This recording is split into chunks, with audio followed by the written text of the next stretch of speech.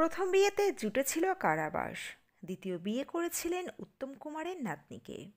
মাঝরাতে সেও পালায় বিবাহিত পুরুষের সঙ্গে, দাবি অভিনেতা ভাস্বরের। কি জানিয়েছেন অভিনেতা, বিস্তারিত থাকছে প্রতিবেদনে।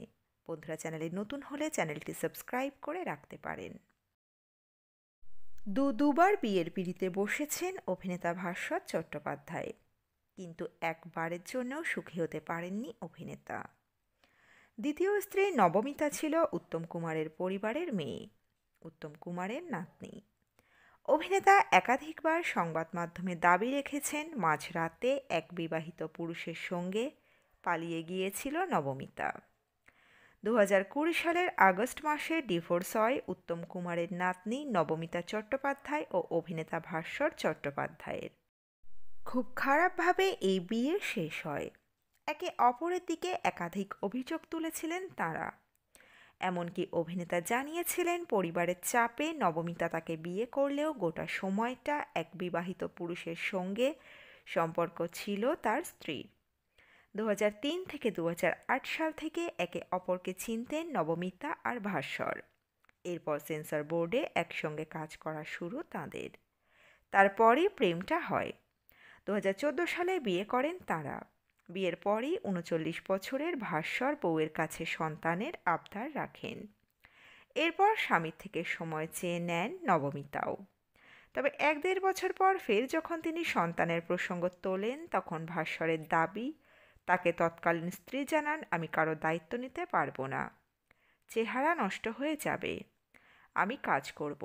এমনকি গর্ভে ধারণ না করে অ্যাডপশনের কথাও বলেছিলেন ভাস্বর। কিন্তু তাতেও রাজি হননি নবমিতা।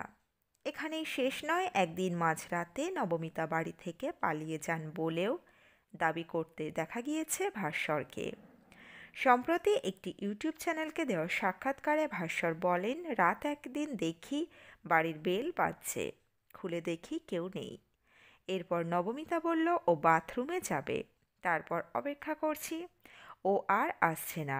উঠে দেখি বাথরুম ফাঁকা, কেউ নেই। ডিসেম্বর মাস, রাত 2:30।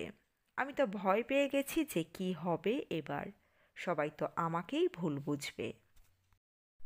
ভাস্বর জানান, এরপর তিনি ফোন করেন নবমিতাকে, দেখেন ফোন সুইচড অফ, বাড়ির মেইন গেট খোলা। এরপর শ্বশুরবাড়ির সঙ্গে যোগাযোগ করেন। নবমিতার মা কাকিমা এসে হাজির। এরপর ভোর 4টে নাগাদ ঘরের দরজা দিয়ে ঢোকেন খোদ নবমিতা। মেয়েকে দেখেই তার ছোট মা অর্থাৎ কাকিমা বলেন, তুই পালিয়ে গেছিলিস রণজিতের সঙ্গে? তাতে ভাস্বর পত্নীর জবাব ছিল, তাকে জোর করে বিয়ে দেওয়া হয়েছিল, তিনি আর অভিনেতার সঙ্গে থাকতে চান না।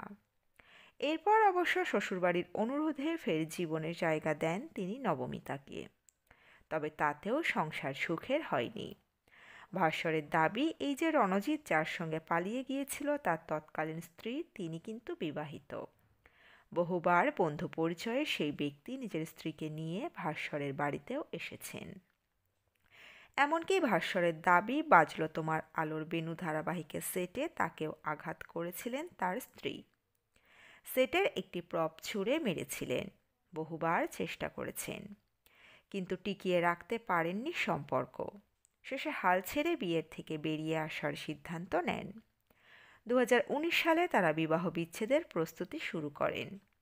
2020 সালে করোনার পর অবশেষে আইনিভাবে সব কিছু শেষ হয় তাদের মধ্যে। ডিভোর্সের পরও বেশ কয়েকবার নবমিতা ফিরতে চেয়েছেন, লিভ ইন করার ইচ্ছাও প্রকাশ করেছেন, তবে তাতে রাজি হননি ভাস্বরই। বন্ধুরা, ভিডিওর অন্তিম অংশে যাওয়ার আগে আপনাদের কাছে একটি কমেন্ট রেখে যাচ্ছি।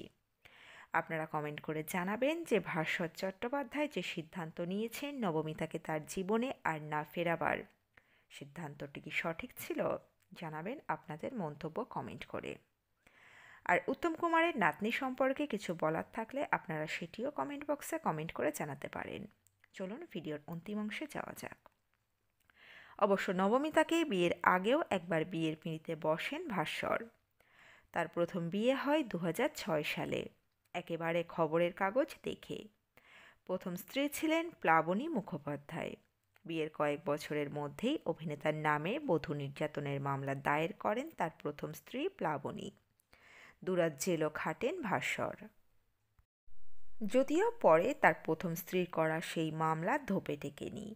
মামলায় জিতে যান অবশেষে ভাস্বর। প্রমাণ হয়ে যায় তার নামে মিথ্যে বধূ নির্যাতনের অভিযোগ আনা হয়েছিল। তো বন্ধুরা, এই আপডেটে ছিল এতটুকুই। দ্রুত ফিরে আসছি এরকমই নতুন কোনো আপডেট নিয়ে। অজানা গল্প চ্যানেলের সকল দর্শক বন্ধুকে অসংখ্য ধন্যবাদ। দেখতে থাকুন, চোখ রাখুন অজানা গল্প চ্যানেলে।